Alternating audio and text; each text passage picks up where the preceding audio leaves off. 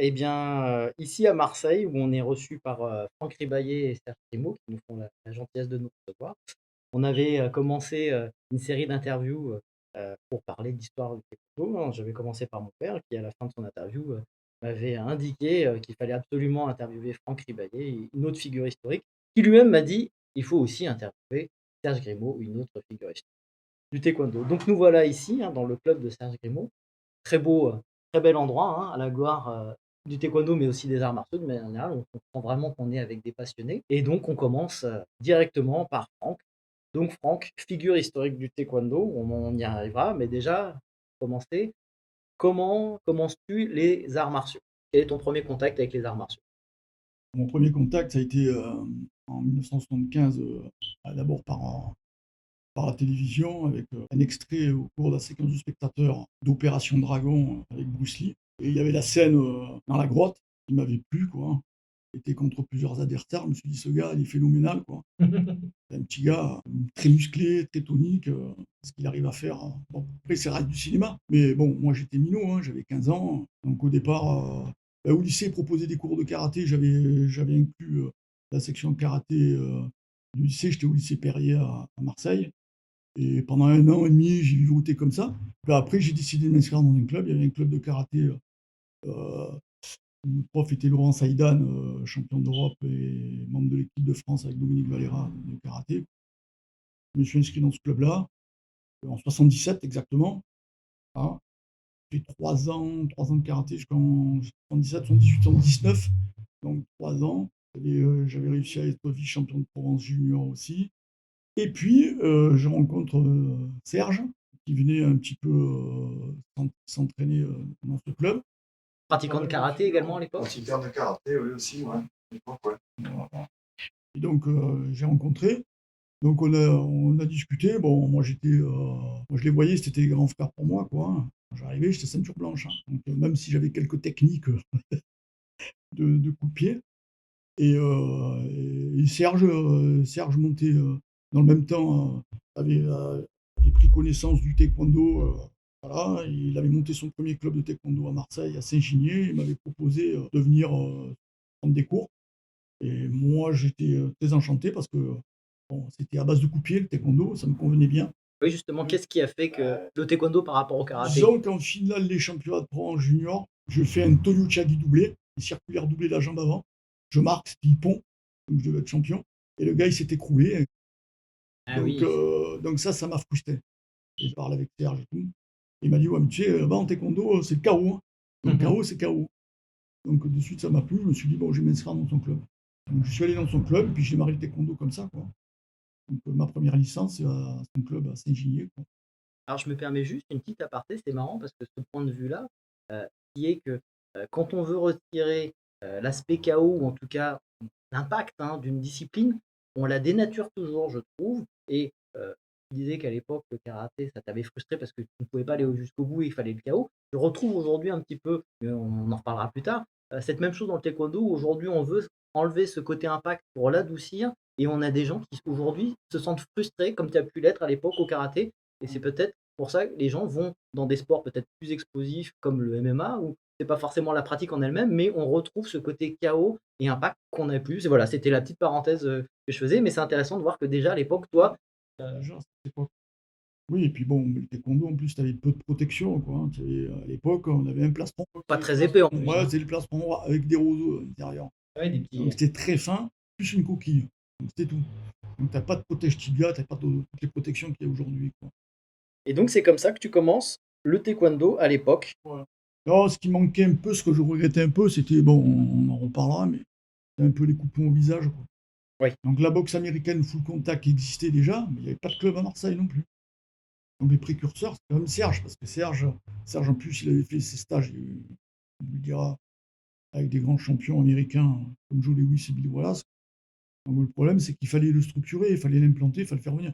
Aujourd'hui, le sport au chaos, de contact qu'on nous proposait, c'était le taekwondo. Et le seul club, c'était le club. C'est vrai que quand on veut s'inscrire quelque part, il y a un pléthore d'offres. On veut faire n'importe quelle chose. Tu veux faire de la Krav Maga, il y a un club à côté. Tu veux faire du MMA, il y a un club là, contact. Alors qu'à l'époque, c'était vrai que pour pouvoir aller pratiquer des arts martiaux, il fallait quand même aller à des endroits bien particuliers, la pratique était assez mal encadrée, et puis parfois c'était aussi un problème d'accès et d'argent aussi, ça peut.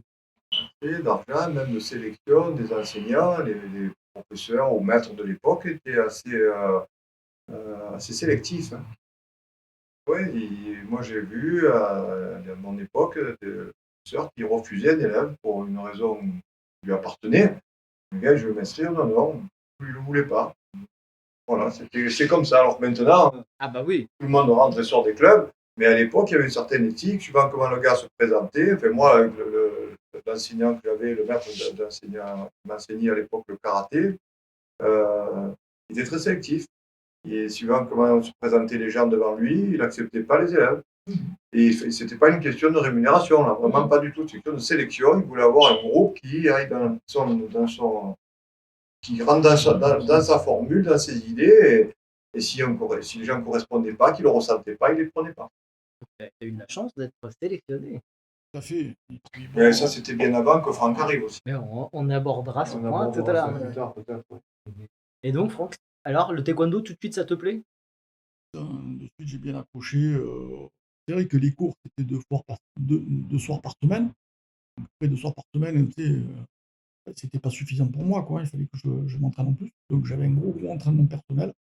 Après, on s'entraînait entre les élèves de Serge. Donc, d'ailleurs, en l'occurrence, il y avait Yvan Note qui venait. Il y avait un gars qui était super sympa, qui s'appelait Alain Pratali aussi. C'était des poids lourds, c'était un peu les sparring de Serge. Mais bon, moi, dans mon gabarit, il y avait peu de monde, quoi.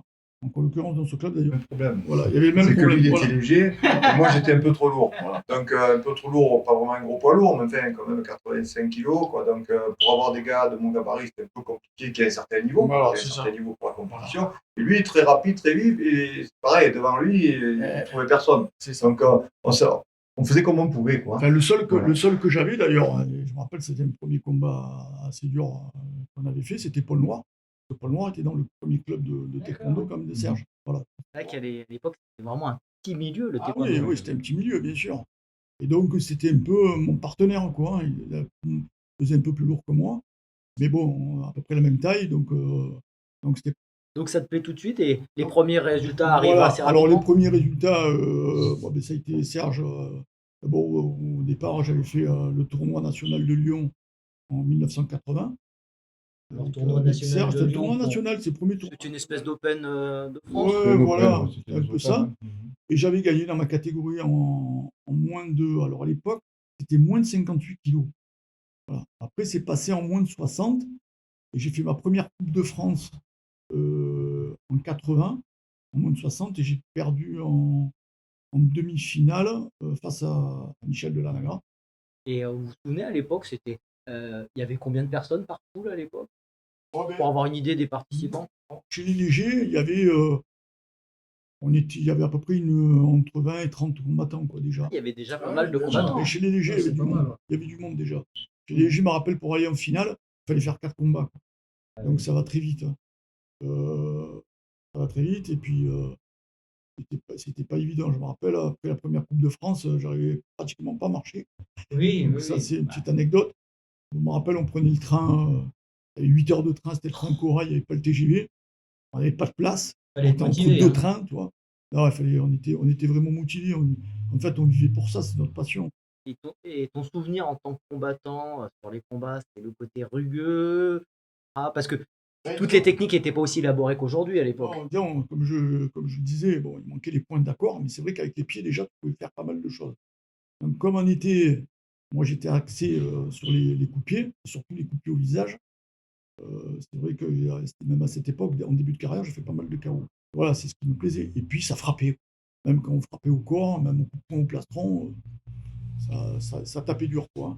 On avait quand même une base de points qui était excitante, quoi. Parce que maintenant, dans le taekwondo, je ne vois plus les gens enseigner les points ou vaguement, vraiment vaguement. Et moi, je disais à mes élèves à l'époque, c'est vrai que le taekwondo, c'est 60% de jambes, 40% de points, ou 70%, 30%, bref. Mais je dis, mais les 20 ou 30% de points qu'on a, il faut les faire à 100%. Et c'était ça mon idée, moi, c'est d'avoir des points à 100%, même si on ne s'en sert pas beaucoup. Et quand on donne un coup de poing, il faut qu'il soit à 100% bien fait. Donc nous qui venions, moi qui venais du karaté, Franck aussi, Et puis à cette époque-là, le karaté, c'était très viril quand même, hein. Moi, j'ai fait la bascule entre le karaté martial et le karaté sportif. Justement, ça a été la bascule aussi parce qu'il devenait trop sportif. C'est pour ça que je suis allé voir le full contact ou le taekwondo. Mais vous aviez déjà une base de boxe aussi. Et je faisais de la boxe au départ. Donc, j'avais une idée, moi, que les poings, ça devait servir. Donc, j'ai toujours enseigné le taekwondo avec des vrais coups de poing. Et je finis ma carrière plus sur les poings que sur les pieds. Donc, je reviens au début, finalement, quoi. Voilà. Parce que l'efficacité, dans la réalité, l'efficacité, c'est les poings, c'est pas les pieds. Mais c'est ce que me disait mon père. Il disait quand on a commencé, il y avait beaucoup de gens qui étaient du karaté parce que il me disait quand on est en compétition, les mecs qui n'avaient fait que du taekwondo, ils étaient hyper craintifs des tsuki, des karatékas parce qu'en taekwondo, on ne savait pas donner des coups de poing. Il me disait, chaque fois qu'on tombait contre quelqu'un qui venait du karaté, on avait une grosse appréhension sur les tsuki qu'on prenait au plastron, hein. Oui, oui, ça frappait fort. Mais bon, la distance de jambes faisait la différence avec le règlement du taekwondo. Oui. Avec le règlement du taekwondo, en général, les gens du taekwondo s'en sortaient toujours pour gagner. Des karatékas sont venus faire des Open, faire des grands champions de karaté. Ils n'ont jamais pu aller plus loin que les demi-finales, quoi. Pour ça, c'était des grands champions de karaté. Et quand ils tombaient sur des gens voilà, comme Franck ou d'autres des Buedo, des ceci, des cela de l'époque, qui avaient des jambes fabuleuses, les gars, ils avaient des difficultés à passer les points. Il ne fallait pas trop s'approcher parce que la touche arrivait au visage, quoi. Donc eux aussi, quand ils venaient, les karatékas, quand ils venaient, nous on avait un peu l'appréhension. Enfin moi, pas trop, parce que je connaissais un peu plus ça, mais les gens qui avaient fait que du taekwondo avec les maîtres coréens du départ, quand les coups de poing, ils craignaient un peu. Quoique, moi, l'enseignant que j'ai eu au début, c'était Maître Bangson. Et Maître Bangson, il adorait donner des coups de poing. Et son idole, c'était Mohamed Ali, quoi. C'était pas le champion du monde de taekwondo, c'était Mohamed Ali, son idole. Donc, Maître Bang nous a enseigné le taekwondo avec des points, quoi. Voilà. Bon, après c'est vrai qu'au niveau des points, les jambes, les pratiquants de taekwondo de l'époque, déjà, on avait déjà même si la technique de jambes a évolué, mais on avait une technique à mi-distance de pied qui se pratiquait pas dans les autres arts martiaux, quoi. On arrivait à taper très court, très fort. Ce qui fait que les autres arts martiaux, pour taper, pour être efficace en coup de pied, il fallait qu'il soit à une certaine distance. Nous, on tapait fort, très très près. Ça, c'est vrai qu'avec Serge, il m'avait démontré ça à l'époque, hein, quand j'étais débutant. Pour placer des yop-shagi à mi-distance à 50 cm et taper fort, il faut développer une grosse énergie. Donc après, il y a le côté mécanique, technique au niveau de l'apprentissage. Et après, il y a le côté explosivité. Donc vous avez intérêt à être explosif et à être suffisamment rapide pour pouvoir placer ses coups de pied. Bon, après, il y a le timing, il y a d'autres notions qui entrent en jeu, quoi. Donc il n'y a pas que la souplesse. Bon, le taekwondo, oui, c'est les jambes, c'est la souplesse, donc pas forcément ça. C'est vrai qu'il faut une certaine souplesse, mais pas que. Voilà. Et l'avantage qu'on avait même face à des gars qui pratiquaient les coups de poing, c'est que rapidement, on savait que, comme le disait Serge, que les coups de poing de façon, et moi, je m'en suis aperçu assez rapidement en montant sur le ring à 2 reprises en full contact, c'est que bon, ça fait mal, quoi, hein. C'est plus efficace les coups de poing que les coups de pied, il faut quand même le dire, hein. Voilà. Donc après, vous prenez un bon coup de pied, un bon Mondolo Chagi dans la figure, c'est le chaos irrémédiable. Mais à distance, à mi-distance, on maîtrisait quand même le combat. C'est pas mal. Mais ça demandait, pour pouvoir faire ça sur 3 rounds, c'est une chose. Faire ça sur 5, 8 rounds, 12 rounds, c'est autre chose. C'est pas possible, quoi. C'est pas possible. Donc, voilà. L'énergie que ça demande. Voilà, ça demande une trop grande énergie, le coup de pied. Ouais. Et donc, tu fais des bons résultats à la Coupe de France sur le championnat de France, et donc, tout naturellement, en 82, tu es appelé par l'équipe de France. Voilà, oui, déjà en 81. Tu te souviens de ce moment-là où ça commence un petit peu à prendre? Oui, en 81, justement, donc Jean Massini, donc ton père, est venu me voir au cours de championnat de France. C'est la première fois que j'étais champion de France, donc là, je prends ma revanche sur Michel Delanagara. En finale des championnats de France, je le bats, et j'intègre l'équipe de France, donc les premiers stages. Donc, il me dit, bon, on va faire un premier tournoi avant le championnat du monde. Je dis, ah ouais, il dit, non, tu vas être sélectionné sur le championnat du monde à Guayaquil en 82, c'était en février 82. Il me dit, bon, au préalable, c'était en fin 81, on fait une compétition, le tournoi international de Barcelone. Voilà. Et bon, ça s'est pas bien passé pour moi au premier tour. Enfin, c'est un Espagnol qui a gagné la compétition d'ailleurs. Hein. Donc, l'équipe nationale d'Espagne, je sais plus son nom, bon, c'était un jeune, mais bon, très efficace. Il m'avait battu la régulière. Et là, à ce Voilà. moment-là, Et là j'ai pris la mesure du niveau international. Donc, si tu veux, j'ai recadré le tir, j'ai retravaillé en fonction. On en avait discuté. À l'époque, mon coach, c'était Limono, quoi. Et c'est vrai qu'on travaillait beaucoup les coups de pied au visage, beaucoup les coups de pied à la tête. Et en fait, déjà à l'époque, le Pandal Shaggy arrivait, quoi. Donc, c'était meurtrier, quoi. C'était le contre, hein. Tu avais la jambe en l'air. Si t'étais pas opportun, tu te prenais un contre et puis ça allait très vite, hein. Tu avais les Pandal Shaggy, les Dutch Shaggy. Donc, les coups au corps, de toute façon, étaient à l'époque, au niveau du système d'arbitrage, étaient prioritaires sur les coups de pied à la tête. Pied à la tête, tu touchais à la tête à 20 points, coup de pied au corps, tu as 20 points. L'avantage de couper la tête, c'est que tu pouvais mettre plus facilement le gars KO. Bien qu'au corps, ça arrivait aussi, hein. C'est qu'à l'époque, les scores n'avaient rien à voir avec maintenant. Quand on sortait 3 points, 4 points d'un combat, on était super content. On avait marqué 4, 5 points, alors là, c'est formidable. c'est comme au foot, hein, là. Voilà. Maintenant, les gars, ils jouent sur 30 points. C'est 30 points, comment, quoi. C'est quoi les points? Voilà, donc quand tu dis, c'est ça, c'est l'explosivité. Au plastron, il fallait que ça claque, ça tape fort, et les points arrivaient. Donc c'était. Parce que la fréquence, la fréquence des actions, d'accord, les attaques, les remises, les contres, c'était très physique. C'est-à-dire, on était vraiment sur des combats physiques, quoi. Ça frappait dur, hein. Engagé beaucoup. Oui, puis à Voilà. l'époque, Engagé. pour que le point monte à la tête, il fallait vraiment que la personne soit sonnée. Ah oui. C'est-à-dire que si tu faisais une touchette, il n'était pas compté. Donc comme ça pompe de l'énergie de monter la jambe à la tête, les gens naturellement ont arrêté. Il n'y avait pas de casque. Il faut rappeler Et qu'il n'y avait pas de casque. Moi, je Faut se combattais, et Franck aussi au début, on n'avait pas de casque.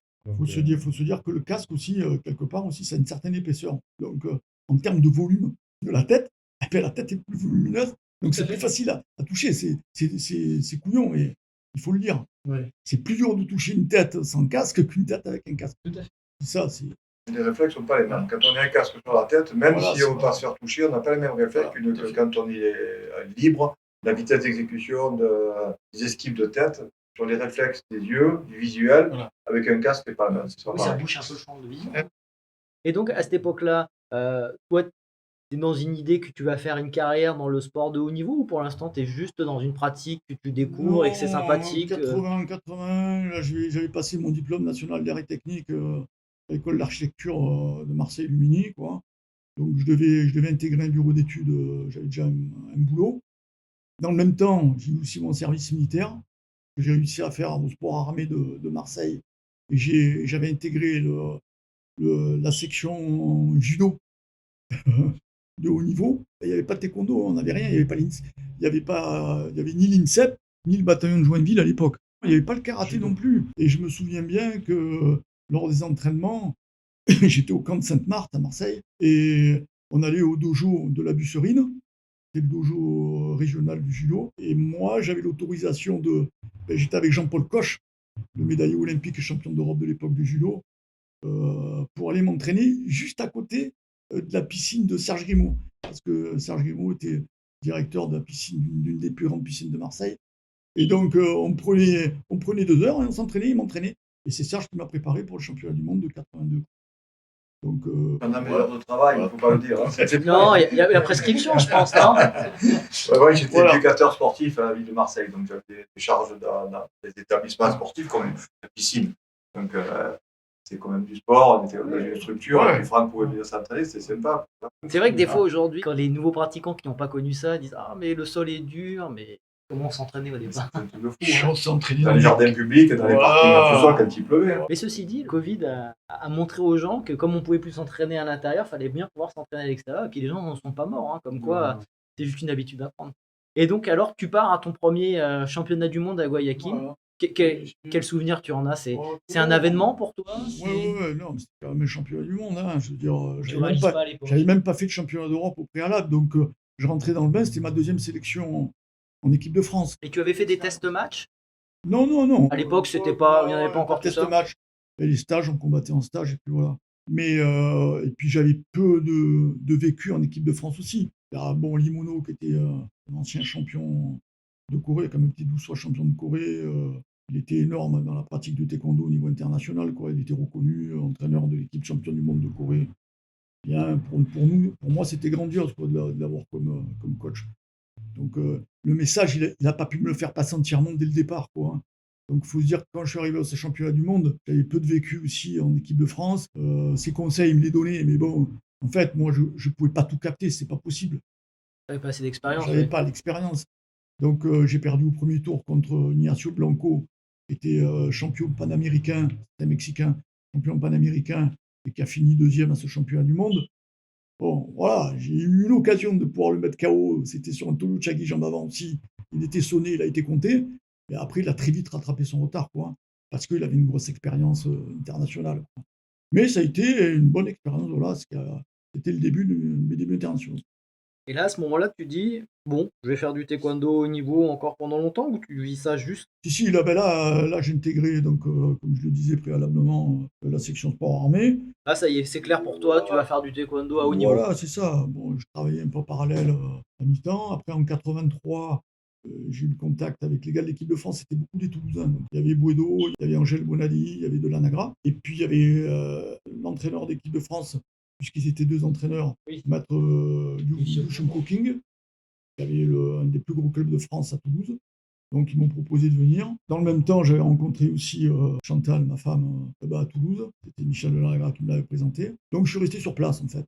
Voilà, j'ai trouvé un petit boulot aussi sur place. Pas facile à l'époque, parce que Non, il fallait trouver du travail aussi. Donc, on s'entraînait. J'avais un travail à mi-temps aussi. Je travaillais dans un hôtel comme veilleur de nuit le vendredi soir, le samedi soir, le dimanche soir. Beaucoup de sacrifices. Voilà, ce qui m'a permis aussi de pouvoir m'entraîner tous les jours. On s'entraînait le matin, on s'entraînait l'après-midi, on s'entraînait le soir. Et donc les partenaires, c'était quand même des partenaires de renom, de qualité, hein, puisque Michel Delanagra travaillait aussi, mais il arrivait à se libérer pas mal. Donc on s'entraînait ensemble avec Philippe Bouedo et Angèle Bonadi, lui, qui venait dans notre club, qui venait du club de Maître Limanou, d'ailleurs, qui a été décédé très peu de temps après, quoi. Et donc on avait un très très bon niveau, quoi, je veux le savoir. encore quelques contacts avec Serge sur la partie entraînement? Là, quand je suis parti à Toulouse, non, on n'avait plus de gros contacts téléphoniques. Oui, bien sûr, non, mais je parlais Et on se voyait sportif. sur les compétitions, mais on se voyait peu. Et moi, ça a été un complément. À l'époque, dans le club de Maître Yuchunko, il travaillait beaucoup la compétition, quoi. Donc l'efficacité de la compétition, c'était les pandal shaggy, c'était les déplacements. Pratique C'était très vraiment, orientée. voilà, là, c'était plus. On faisait pas du tout venant en taekwondo avec les pieds, quoi, hein. Il fallait chercher l'efficacité. Fallait scorer. Voilà, donc c'est pour ça que j'ai fait mon armée. Donc là, j'ai raté les championnats d'Europe de 82. Dans le même temps, j'avais gagné la Coupe de France, j'avais été champion de France aussi, mais j'avais pu participer, j'étais au service militaire. Donc la place était vacante et Michel Delanagra était parti à ma place. Et ensuite, au niveau international, j'ai fait mon deuxième championnat du monde à Copenhague en 83. Et là, par rapport à Guayaquil, tu sens déjà une différence? Ouais, là, il y avait une différence. Bon, moi, je me sentais mieux. J'avais pas mal travaillé à Toulouse. J'ai travaillé aussi avec Maître Limono pour des stages. Et donc, j'avais déjà une meilleure vision au niveau du taekwondo international, de l'approche aussi. Et donc, j'avais des techniques qui étaient plus appropriées, plus efficaces, quoi. Donc, j'ai réussi à gagner 3 combats. Je suis arrivé en quart de finale. Et là, pas trop de chance parce que je rencontre le champion du monde en titre, Lee Jabon. Et bon, là, c'était un combat difficile, quoi. Mais bon, j'ai pas pu m'imposer. En huitième de finale, j'avais fait un beau KO face à un Saoudien. Il s'est méfié tout de même. Il a eu raison de se méfier parce que j'ai réussi quand même à placer quelques techniques. Mais bon, il était quand même, il était au-dessus, quoi. Pendant très longtemps, il Voilà. y a eu un Voilà. gros écart. Les Hein. Coréens étaient vraiment au panier. Voilà, hein. c'est ça, hein. C'était Donc très surtout fort, chez les légers, ils ont été champions du monde pendant longtemps, quoi. Donc C'était une espèce de c'était un Légende exploit pour inaccessible, les Coréens, Les pendant Coréens, très longtemps. Hein. complètement. Donc à 83, je reviens et là, je reviens sur Marseille un temps et on m'avait proposé de full contact. Oui. J'avais accepté sur le ring face au numéro 4 mondial Wako. Et c'était quoi? C'était un challenge? Ah, c'était un challenge, ouais, c'était un challenge. Je ne sais plus trop comment c'était venu d'ailleurs, parce que c'est vrai que je côtoyais pas mal de collègues de la boxe, du kickbox, du full contact déjà. Ça démarrait un petit peu, il y avait la boxe française à l'époque. Mais là, par contre, il a fallu que j'aille m'entraîner. J'étais entraîné au club de Borg, là, de Thierry Borg. Et bon, eux faisaient du pied-de-poing déjà. Et j'avais rencontré aussi Alex Talcon. Alex Talcon, c'était un petit peu une image régionale des arts martiaux, parce qu'il était champion de France de karaté contact, et aussi de boxe française et de kickboxing. Donc le gars, il était complet. Donc c'est devenu un peu mon sparring partner aussi, hein, entre autres, parce qu'il s'est mis au taekwondo. Et bon, on s'est préparé pas mal en points. En anglaise, je connaissais un petit peu, on avait travaillé avec Serge. Ça m'avait fait pas mal bosser les points, donc déjà, j'avais déjà une base. Mais après, j'ai amélioré cette base-là. Et puis après, j'ai combattu sur ring, hein, en entraînement. Donc là, c'était plus la même chanson, quoi. C'est plus du tout pareil. Oui. Donc l'utilisation des coups de pied est totalement différente que de la compétition de taekwondo. La distance, le nombre de rounds, le temps, la gestion de l'espace dans un ring. Et puis il y a l'intensité aussi. Et puis Oui. le combat n'est pas arrêté. Alors ça roule, hein. Bon, moi, j'étais dans ce... Déjà, en taekwondo, je travaillais beaucoup en enchaînement. Donc, ce qui fait que ça ne m'a pas trop dépaysé à ce niveau-là. Et bon, les coups à la tête, il fallait les voir venir. Donc, il fallait beaucoup d'entraînement, beaucoup de préparation. J'ai eu cette préparation. Et quand j'ai combattu à Avignon, en fin 83, de Gonzaga, j'étais champion de France professionnel quand même, hein. J'ai gagné 5 rounds, en 5 rounds de 3 minutes, de 2 minutes, pardon. 5 rounds de 2 minutes. J'ai gagné, mais ça a été dur, hein. Et par contre, bon, lui, il a reconnu avoir... je l'avais surclassé en jambes, ça c'est clair, hein. Heureusement que j'ai eu cette technique de jambes. En point, j'ai réussi à placer quelques bonnes droites. Voilà. D'ailleurs, j'ai réussi à le sonner à la 4e reprise. Une sonne droite. Voilà. Et après, j'ai fait un deuxième combat 3 mois après. Et là, c'était à Valier au cours d'une démonstration de Benny Urquidez. J'étais invité sur Marseille. Il y avait un gros gala de full contact. On m'a proposé le champion de France de la catégorie supérieure. J'ai combattu, je l'ai mis KO 4e reprise sur un Toyochagi au visage. Et c'est vrai que moi, l'image que j'ai de toi, c'est qu'à l'époque, tu reclassais le taekwondo français. Et surtout, c'est comme disait mon père, il me disait qu'il n'y avait pas grand monde qui avait autant un esprit guerrier que toi dans le taekwondo. Et on le voit par tes anecdotes, que quand on te proposait un challenge, tu disais pas non, moi je fais du taekwondo, tu me disais, faut aller là-dedans, et j'y vais. Et on voit que par le parcours, parce que c'est pour ça que c'est intéressant de voir également le parcours avec les enseignants, on voit qu'effectivement, on était dans une dynamique, tous les arts martiaux, on va combattre, approche combat, on n'a pas peur, on y va, c'est le principe des arts martiaux. Ouais, tout à fait. Et puis, bon, moi, au départ, ma motivation, c'était ça, c'était la confrontation, mais en cherchant le contact et le chaos, hein. Et puis l'engagement physique. En plus, j'étais obligé de compenser le manque de tactique, même avec les entraîneurs que l'on avait à l'époque. On avait une stratégie de combat, bien entendu. On ne suivait pas l'évolution au niveau du scoring, de l'arbitrage, tout ça. On n'avait pas d'arbitre, on n'avait pas d'arbitre international. Oui, Il n'y en avait pas. il n'y avait pas de veille sur ce qui Moi, se ils passait sont arrivés avec en les 86, un petit peu, au championnat d'Europe 86, et puis au championnat du monde en 87 et 89. Mais avant, il n'y avait personne. Donc, qui c'est qui nous donnait les nouvelles, je veux dire, les nouvelles règles? Et souvent, ils apprenaient les nouvelles règles, et puis j'ai les gens qui venaient me voir, Jean Massini, attention les gars, là maintenant, il faut plus, il y a telle règle qui a changé, mais tu le sais la veille. Donc, tu n'as pas le temps de te préparer. C'était À artisanal l'instar, encore à l'époque. voilà. On a de la chance. Voilà. Et à l'instar, les Coréens avaient 6 mois de préparation avec ces nouvelles règles. Donc, ils ont un avantage. C'est toujours eux qui ont fait les règles. Donc, au championnat d'Europe, je suis le champion des règles après le combat. C'était pas mal. C'est pour ça que tu as perdu. Ah bah, ouais, super. Donc ça a fait la différence aussi, cette question-là, il faut quand même le dire. ils ont toujours été filous, hein, les Coréens, sur les Oui. règles. Oui. Quand ils voient qu'ils dominent plus, ils aiment bien changer une petite règle pour se redonner un petit peu d'avance. La majorité des arbitres internationaux aussi, qui peuvent être de Côte d'Ivoire, qui peuvent être du Mexique, du Brésil, enfin, c'était des Coréens naturalisés, quoi. C'est-à-dire, bon, donc à un moment donné, je reste avec mon esprit martial. Je me dis, les gars, ils sont intègres. Je pense qu'ils étaient quand même intègres, quoi, parce qu'à cette époque-là, on avait cette espèce de passion, il n'y avait pas tout l'enjeu qu'il y a aujourd'hui. Donc voilà, moi, tous les combats que j'ai pu perdre, j'en ai perdu une dizaine. Bon, je peux dire que j'ai perdu, quoi, voilà, c'est clair. Voilà, et les combats que j'ai gagnés, j'ai gagné. J'ai pas eu de gros problèmes avec l'arbitrage. Non, puis après, on savait que c'était comme ça, donc il fallait aussi savoir faire la Il y a différence. peut-être deux combats, mais bon, Et j'ai donc- jamais eu de problème avec les arbitres. Et bien justement, la preuve, moi tu m'avais dit en micro que toi, comme tu savais que de toute façon, J'étais obligé de compenser, Voilà, donc la physiquement, différence, quoi. se Faire la faisait- différence. était difficile. Ouais. Toi, tu me disais, moi, je rentrais dans le combat avec une seule optique. Bah, la seule façon de faire la différence, c'était de le mettre KO. Donc, chaque coup, c'était pour le mettre KO. Et si ça passait, tant mieux.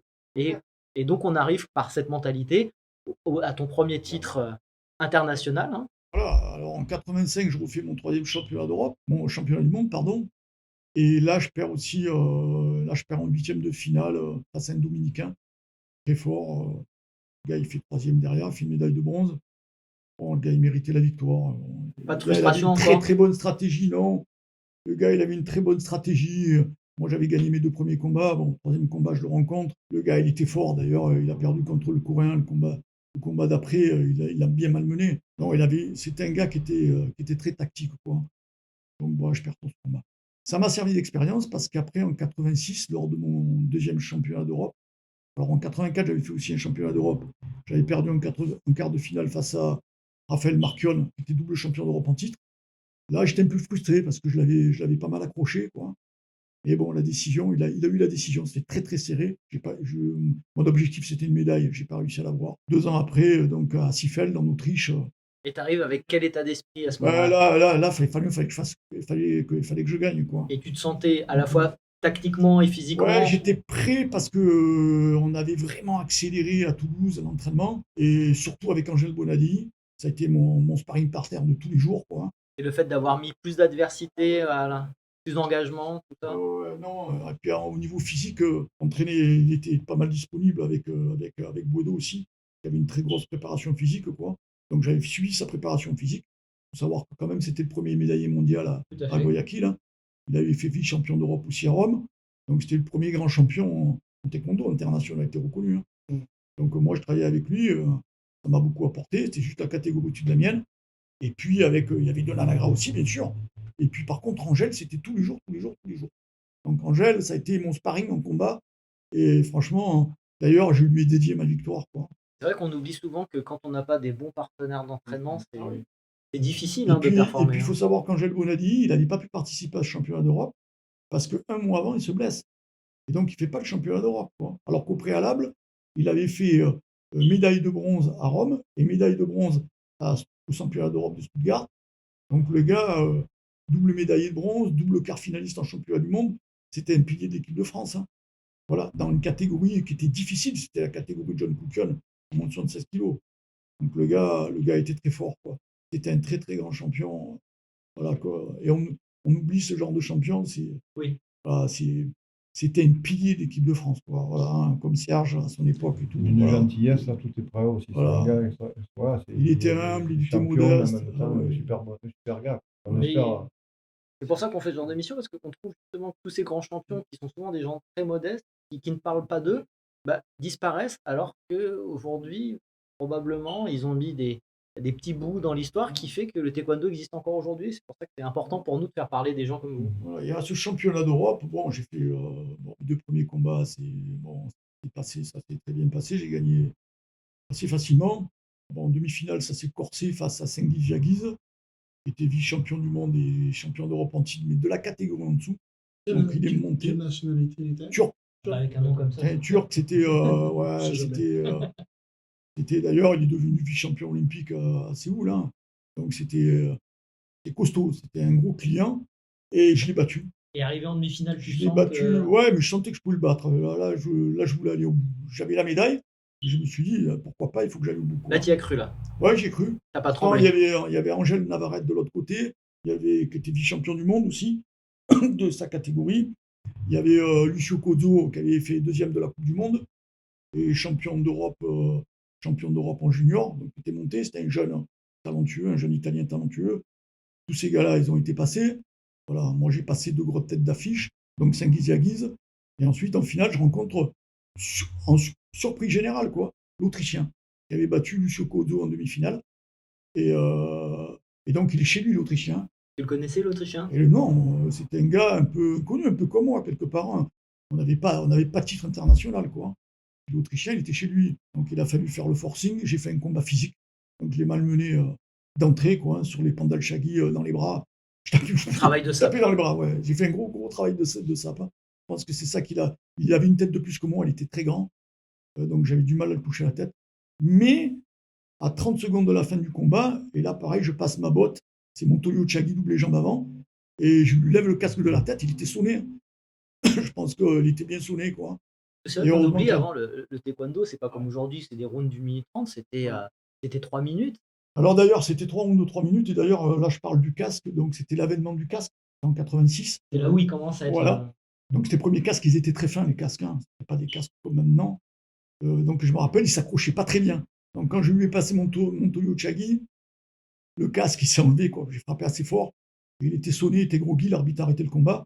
Mais bon, je ne l'ai pas lâché après. Quand l'arbitre a repris le combat, j'ai Le gars, j'y suis allé à coup de Pandalchagui, à coup de Et c'est Vichagui. vrai que ce format-là de 3 minutes, ça permettait de faire un travail de sape, où on pouvait casser une garde, vraiment travailler au moral, le corps. Ouais, aussi. Parce que pour faire la comparaison avec aujourd'hui, parce qu'aujourd'hui, on prend des rounds de 1:30, 2 minutes, sans quasiment de repos, etc., etc. Donc, les stratégies sont dans les mêmes, etc., etc. Alors qu'à l'époque, c'était plus long. Il y avait quand même des phases préparatoires plus longues aussi, Phase d'observation. des phases d'observation et tout. Et justement, qu'est-ce que tu peux nous dire par rapport au fait que justement tu disais ne pas le lâcher alors qu'il reste quand même un certain temps et on se dit quoi, il faut finir le travail ou Non, pas alors laisser moi, revenir. moi j'étais dans cette optique-là, j'étais un peu dans l'optique pugilistique, on va dire. Ouais, J'ai eu cette formation aussi, hein. ça Et a puis aidé. aussi de karaté martial. C'est-à-dire Mm. qu'au départ, j'avais un karaté assez martial, quoi, hein. Donc, quand il était au bord du chaos, ça ne se faisait pas. Les autres combattants, stratégiquement, qu'est-ce qu'ils se mettaient à distance, ils attendaient, ils reculaient un pas, ils rentraient un pandalchagi, ils contraient. Moi, qu'est-ce que j'ai fait? Non, au contraire, je l'ai collé et je l'ai martelé de coups de pied, quoi. Ça, c'est clair. Voilà, Tu t'es donc, dit, on et arrête puis là, on finit non, là. mais je voulais mettre KO, quoi. Je voulais Ah, finir. laisser souffrir. Voilà. La bête souffre. Mais c'est Pour ça, en abréger les fait, hein. souffrances, c'est comme Ouais. ça. Non, non, non. Et puis bon, il était chez lui, donc il fallait que je marque. Et à ce moment-là, tu sens que le Là, j'avais combat, gagné. Non, mais là, j'avais gagné. tu le Je sentais. savais que j'avais gagné. Tu Ouais. savais. Non, Et et puis alors, lui, il était épuisé, quoi. quelle sensation ça a à ce moment-là? Ah là, moi, un titre de champion d'Europe, j'y pensais avant la compétition, mais je me disais, c'était voilà, c'était à l'époque, C'est l'avènement, hein. j'étais le premier, quoi. Alors si, il y avait Brigitte Evanou, chez les Oui, grande féminines, championne. qui en 82 et en plus en 86 réédite l'exploit et devient double champion d'Europe. Donc on a été tous les deux, elle chez les femmes et moi chez les hommes, champion d'Europe. Donc ça faisait 2 titres de champion d'Europe pour l'équipe de France. C'est la première fois que ça arrivait. Donc c'était fabuleux pour le taekwondo français. Voilà. Ça a participé en tout cas à l'explosion de la pratique en France, hein. Voilà, déjà, parce que ça a commencé à communiquer. Et puis il faut savoir qu'on était à 2 ans des Jeux Olympiques et que moi j'étais déjà dans les stades de la présélection olympique. Et donc justement, on continue. Donc alors après ce titre de champion Après, d'Europe, tu marches sur l'eau. Ouais, je marche sur l'eau. Bon, gagné quelques compétitions derrière, Coupe de France, Championnat de France. Et en plus, ce qu'il faut voir, c'est que tu as un tel volume d'entraînement, le taekwondo n'est pas encore aussi professionnalisé. Et, Non, non, puis la- je m'étais donné du temps aussi, hein. J'avais arrêté de travailler à cette époque-là, donc là, tu étais vraiment dédié voilà. complètement. Je m'entraînais comme un professionnel, quoi. Je m'entraînais 4 à 5 heures par jour. En Donc, plus, c'était pas mal comme volume. on peut le dire, hein, moi, je me souviens des posters de toi à l'époque, tu posais souvent torse nu. On peut le dire, hein, à l'époque, tu étais une vraie icône, hein. Mais à l'époque aussi, on pratiquait la musculation, hein. Ah Donc ouais. après, il fallait faire attention au poids, il fallait pas prendre trop de masse musculaire. Donc il fallait sécher, il fallait. On mettra quelques photos de toi à l'époque, mais en doboc, à l'époque, on était fiers d'avoir un représentant comme ça du taekwondo. On disait, tu vois, je fais du taekwondo, t'as vu les champions, comment ils sont mastoc, ils sont beaux. Non, je trouvais qu'à l'époque, hein, c'est pas parce que tu en fasses, mais je trouvais que c'était une belle image du taekwondo, c'est-à-dire un pratiquant dur, bien musclé. Voilà, moi je trouvais que ça donnait une très belle image du taekwondo à l'époque. Ouais, déjà, et puis bon, c'est vrai qu'on côtoyait à l'époque sur Marseille. Marseille, c'est particulier, c'est pas Paris, c'est pas les autres villes de France, quoi. Donc il y a l'esprit il y a cette bagarre, il y a ce. Et puis on se voyait, on s'entraînait ensemble aussi avec les gars du karaté, les gars du kickboxing, les gars du Dao, du kung-fu. Et c'est vrai que moi, mon léger, personnellement, je savais, et puis j'avais déjà fait des stages, j'avais fait un stage d'ailleurs au Krebs de Montry sur la formation premier et deuxième degré, quoi. Je me rappelle, il y avait les gars du karaté. Bon, les gars, ils sont bons, hein, techniquement, mais à mon poids, je savais qu'au KO, ils ne passeraient pas contre moi, quoi. Donc, même les gars du kickboxing. Donc, je savais que on m'avait proposé d'ailleurs un contrat en full contact. J'avais refusé parce que les conditions n'étaient pas optimales. Déjà, première des choses.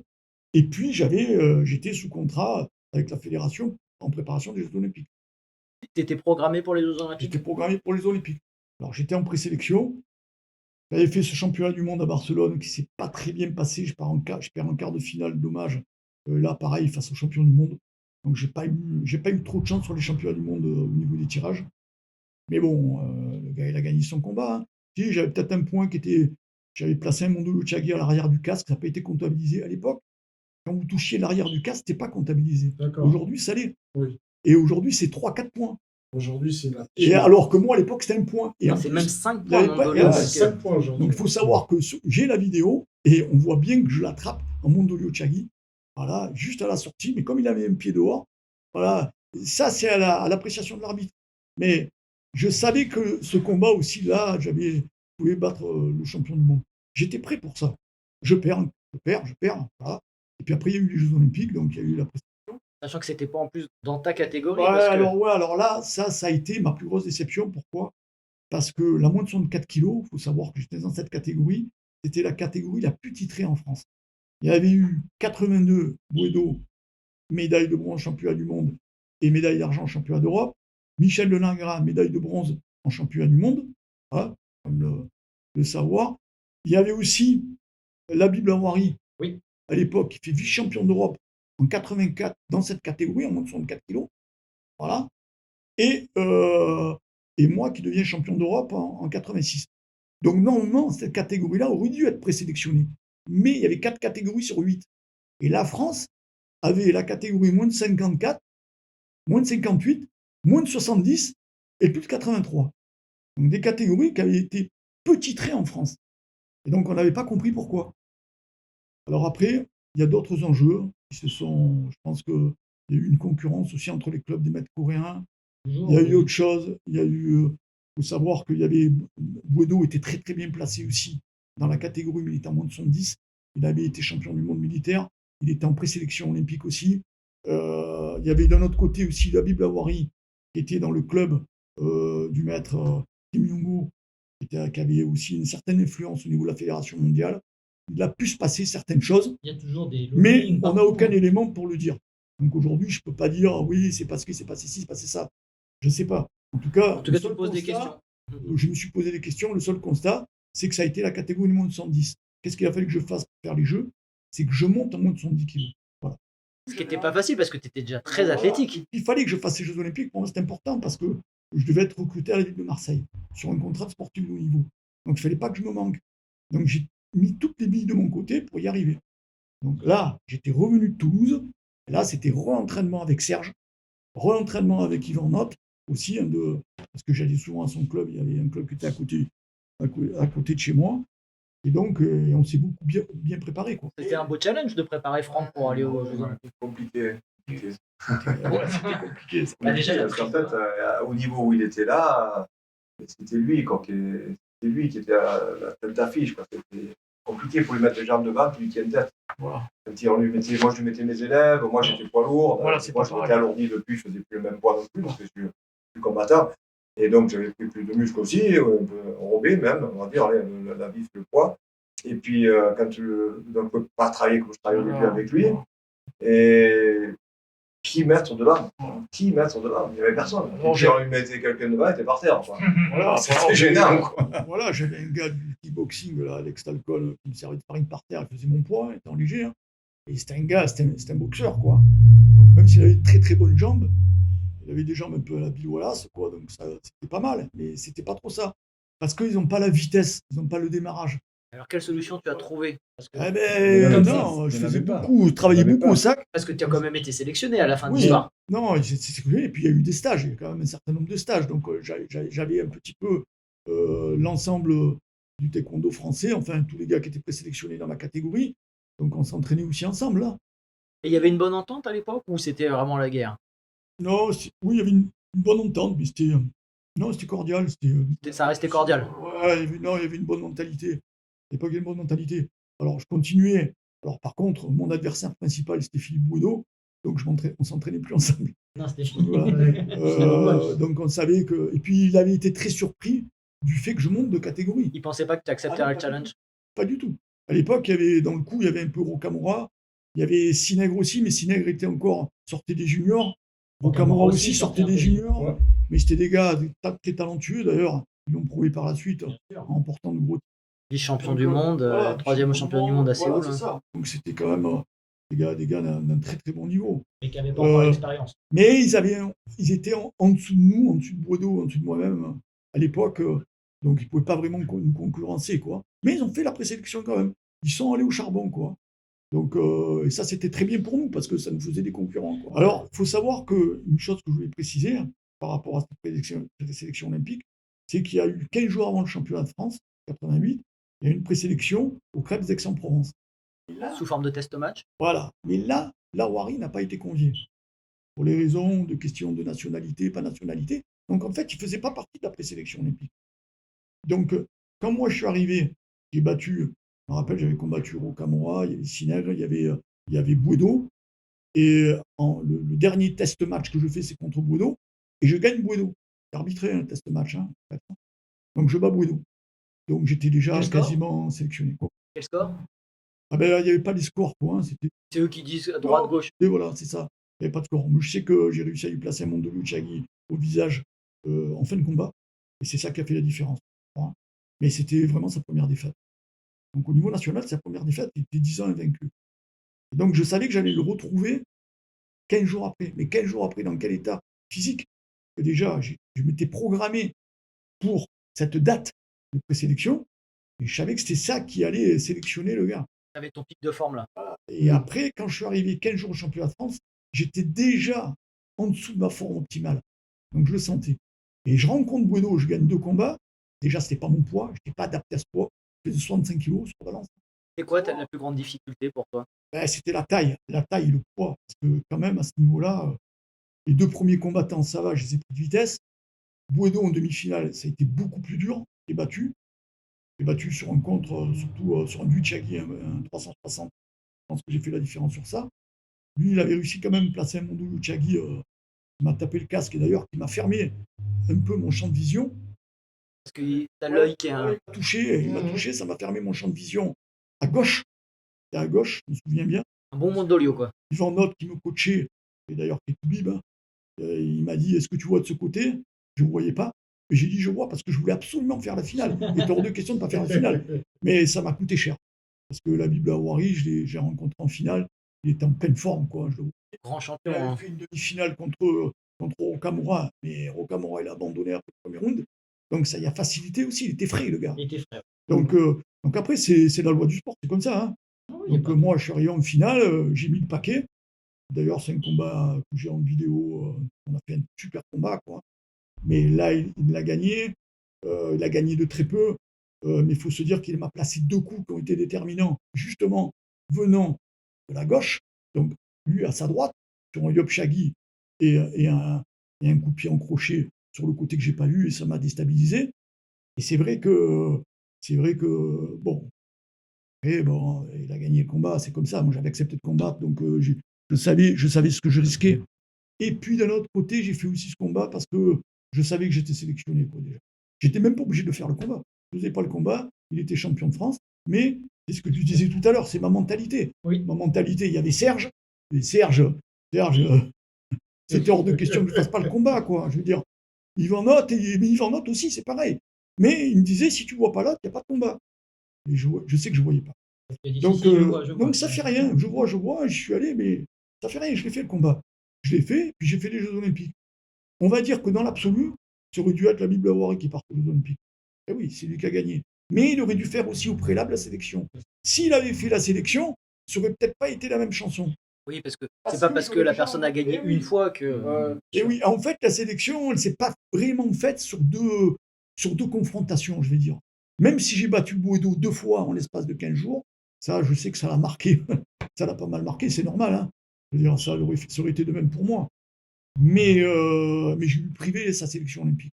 Et pour lui, c'était l'aboutissement d'une carrière. Et pour moi, c'était l'aboutissement d'une carrière aussi. Donc voilà, c'était. Moi, je retiens, c'est que la partie des sélections, de toute façon, on n'est jamais d'accord parce qu'il n'y a aucun mode de sélection parfait. Il y en a qui estiment que, par exemple, comme aux États-Unis, quand ils font les sélections d'athlétisme, c'est celui qui gagne le championnat national qui part. Même si la personne, dans les meetings, a été très fort, c'est le coup près. Après, il y en a qui disent oui, mais quand on fait des tests match ou quand on tient compte de.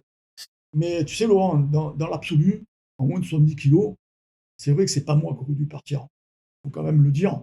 Moi, j'ai joué ce Salange. Ça a été... Mais alors, d'après toi, pourquoi on t'a sélectionné? Ils m'ont sélectionné parce que bon, j'avais la vitesse, j'étais champion d'Europe en titre. Puis l'équipe de France, de toute façon, la sélection, ça se jouait entre Bouedo et moi, quoi. En fait, la Bible Awari, il était hors course dans cette sélection-là. Oui. La Bible Awari, il avait très bien sa place là-dedans. En plus, Nimba, c'est vrai qu'il avait quand même les kilos de plus que moi. Il avait la fraîcheur, il avait un tas d'avantages que j'avais pas. Mais ça fait rien.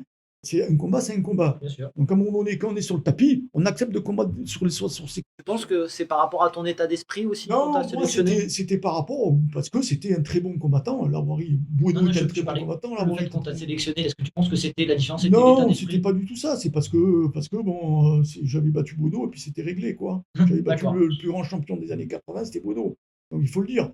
Même si Lawari est un super champion, quoi. Enfin, il a pas eu tout le mérite qu'il aurait dû avoir. Oui, il n'a pas eu la carrière qu'il aurait dû Parce que avoir. je le connais, Mm. c'est un garçon aussi qui est humble, qui est très sympathique, qui Qui fait pas de bruit. qui fait pas de bruit, mais c'était un des meilleurs combattants, je veux dire, avec toutes catégories confondues des années 80, quoi. Il faut quand même le dire, quoi. Qui en avance, hein, le premier déjà à avoir une belle jambe avant. Voilà. Après, je veux dire, il y a eu beaucoup d'échanges de dire ouais, mais Labib Laouari, il a battu Franck Ribaillet, tout ça. Mais c'est vrai que d'un autre côté, si Labib Laouari était descendu dans ma catégorie, et s'il avait été dans ma catégorie, il n'aurait peut-être pas battu Franck Ribaillet. Donc c'est quand même moi qui suis monté de catégorie, et c'est moi qui ai relevé ce challenge. Je suis un homme de challenge, j'ai toujours été un homme de challenge, je l'ai prouvé en kickboxing, voilà. Mais ça a été lui le plus fort sur ce combat-là. Vous avez eu Oui. qu'une seule confrontation? Oui, voilà, c'est ça aussi. Ouais, Et puis on c'est s'est ça jamais que- entraîné ensemble, Ouais, quoi. Donc c'est un combattant très compliqué, quoi, à combattre. Il est très difficile à combattre. Et puis en plus, il était très physique aussi, comme je l'étais. Donc c'était le gars qui était le plus frais et c'était lui le plus frais, quoi. Et donc là, tu dis c'est l'apogée de ta carrière. Est-ce que tu penses qu'aussi c'est le moment où tu commences à décliner et à basculer vers la fin de ta carrière après les Jeux Olympiques de Et Séoul? après les Jeux Olympiques, je voulais arrêter. Parce que t'as quel âge à l'époque? Ben, là, j'avais 28 ans, 29. Pour un léger, c'est pas mal. Hein. Et puis à l'époque, c'était très physique, hein. C'est pas comme Ouais, aujourd'hui, ouais. on pouvait continuer jusqu'à 40 ans, hein. Chez les légers, c'est très très difficile. Les carrières, elles étaient très courtes, quoi. Moi, je vois au niveau international, tous les grands champions internationaux, je vois les Espagnols. Moi, j'ai quand même fait 4 championnats du monde. J'ai fait les Jeux aussi.